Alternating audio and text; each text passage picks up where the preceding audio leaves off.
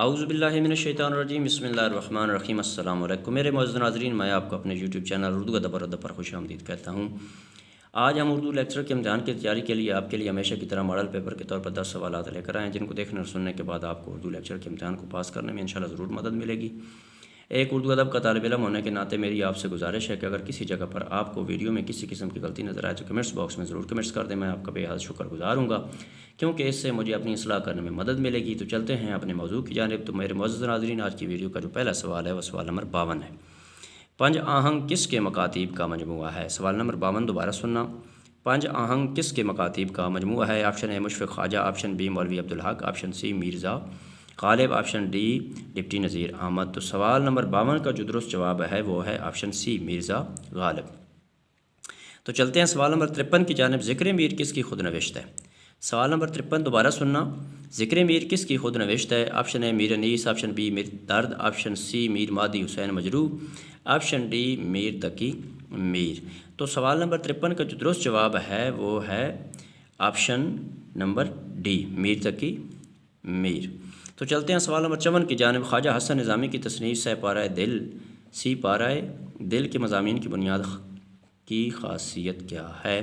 سوال نمبر 54 دوبارہ سننا۔ خواجہ حسن نظامی کی تصنیف سی پارہ دل کے مضامین کی بنیادی خاصیت کیا ہے؟ آپشن اے ہر مضمون میں تصوف ضرور ہے، آپشن بی تمام مضامین ترجمہ ہیں، آپشن سی بزرگان دین کا ذکر ہے، آپشن ڈی جنگ آزادی کے بارے میں ہیں۔ تو سوال نمبر 54 کا جو درست جواب ہے وہ ہے آپشن اے ہر مضمون میں تصوف ضرور ہے۔ تو چلتے ہیں سوال نمبر 55 کی جانب۔ مولانا عبدالحلیم شرر کے ناول فردوس مریں کی داستان کا موضوع کیا ہے؟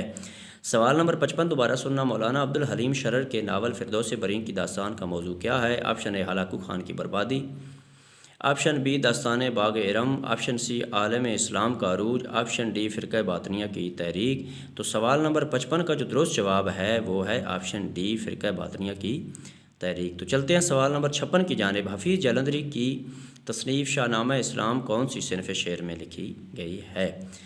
سوال نمبر 56 دوبارہ سننا۔ حفیظ جلندری کی تصنیف شاہ نامہ اسلام کون سی صنف شعر میں لکھی گئی ہے؟ آپشن اے مسدس، آپشن بی مخمس، آپشن سی مثنوی، آپشن ڈی قصیدہ۔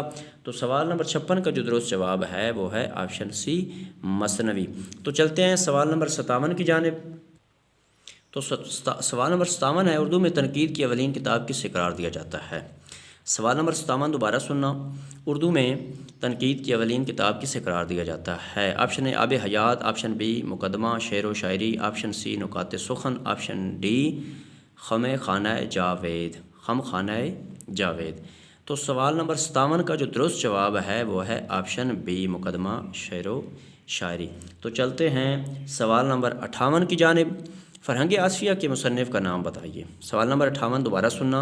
فرہنگ آصفیہ کے مصنف کا نام بتائیے۔ آپشن اے سید Ahmad Dehlavi, option B Abdullah Khan خویشگی، option C مولوی نور الحسن نیر، آپشن ڈی وارث سرہندی۔ تو سوال نمبر 58 کا جو درست جواب ہے وہ ہے آپشن اے سید احمد دہلوی۔